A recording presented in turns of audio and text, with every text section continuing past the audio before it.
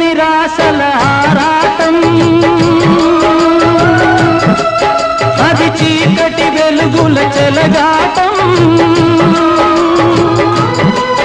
ఇది ఆశ నిరాశల ఆరాటం, అది చీకటి వెలుగుల చెలగాటం. ఆశ జారిన వెలుగు తొలగిన ఆగదు జీవిత పోరాటం. ఇది మనిషి మనసుల పోరాటం,